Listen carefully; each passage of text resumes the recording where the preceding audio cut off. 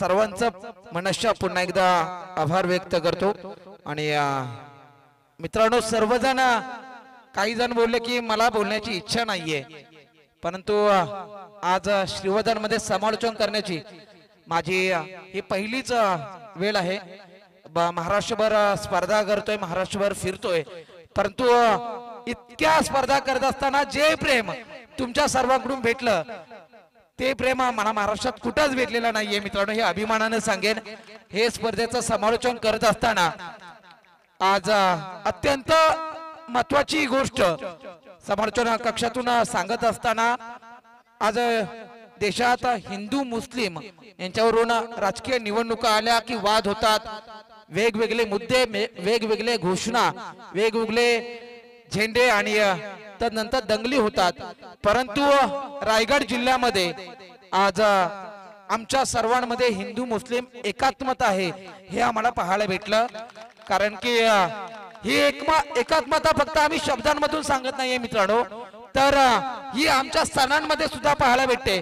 इकडे आपण पाहतो ना, तर आमच्या गणपतीला 21 दुर्वा वाहतात आणि मुस्लिम बांधवांचा लकी आकडा 7, 8, 6 अर्थात त्यांची जर टोटल मारली त्या सुद्धा 21 होतात। म्हणजे त्या सांस्कृतिक आणि आध्यात्मिक क्षेत्रात सुद्धा आमची एकात्मता पाहायला भेटते।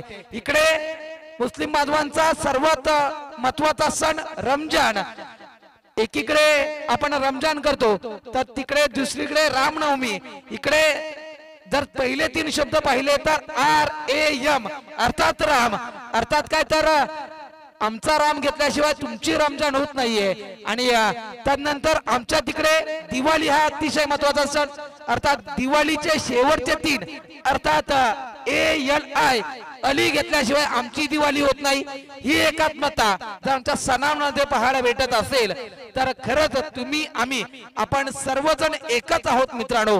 ही हिंदू मुस्लिम एकात्मता या स्पर्धेच्या अनुषंगाने मी तुमच्यापर्यंत पोहोचवण्याचं काम करतोय। माझा एक कवी मित्र आहे, तो खूप सुंदर म्हणतो, राम रहीम वाद नको दुभंगलेली मन साधा, राम रहीम वाद नको दुभंगलेली मन साधा, मना मनामध्ये मस्जिद हृदयात मंदिर बांधा, गणपतीला वाजू दे ढोल रमजानला वाजू दे ताशा, तुमच्या आणि माझ्या मुखातून येऊ दे एकात्मतेची भाषा, एकात्मतेची भाषा। आणि तीच एकात्मतेची भाषा आज आपण या समाजामध्ये या विभागामध्ये जपून ठेवलेत, याबद्दल मी तुमच्या सर्वांचं मनपूर्वक आभार व्यक्त करतोय।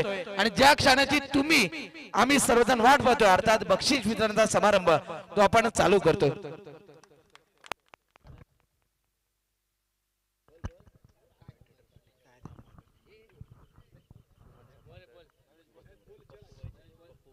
सूरज मोरे सरांचं सन्मान करते पप्पू सर।